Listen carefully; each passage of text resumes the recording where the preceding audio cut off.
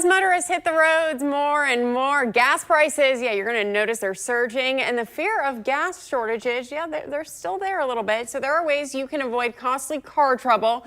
Joining me now to talk more about this, Frank Falacchione, car expert and owner of transmission repair company AMCO. Good morning. Thank you so much for joining us. Good morning. Thank you for having me.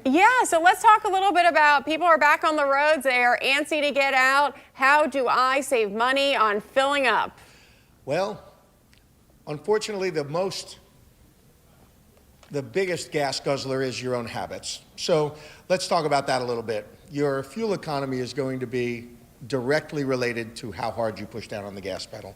And I know that's hard for people to hear, but that is the biggest thing that will affect your fuel economy. So aggressive driving, hard starts, that sort of thing, that is the number one thing that will affect your fuel economy while you drive.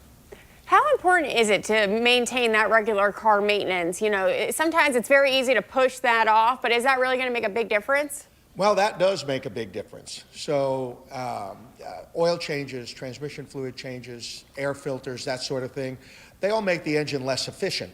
And a less efficient engine will consume quite a bit more fuel. A lot of people drive around with check engine lights on. They think that it doesn't mean anything.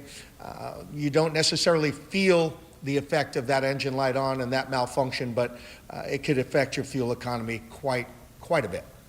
You know, this is a question that I've always wondered. When you're sitting there, you know, maybe you're waiting for someone inside, is it better for me just to sit there and idle the car, or should I turn it off and then restart it when they get back in? Well, if you're sitting and idling for more than a minute, you're wasting fuel that doesn't need to be wasted.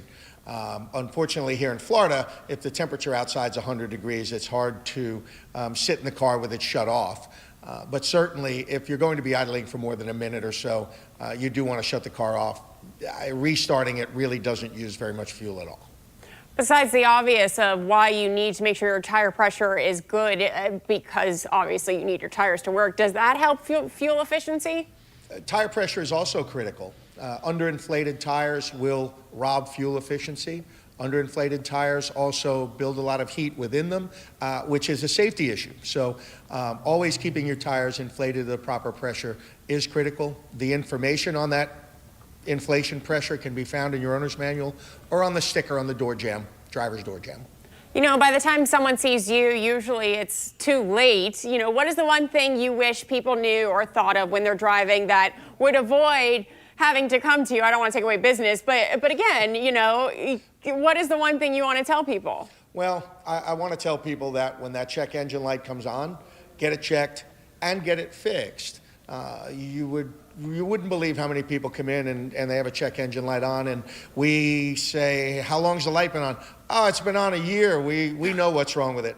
My question to them is always, well, if it's been on a year, how do you know when something else happens? So doing the repairs when they rear their ugly head is the time. So just waiting too long is something that will kill your pocketbook and kill your fuel economy.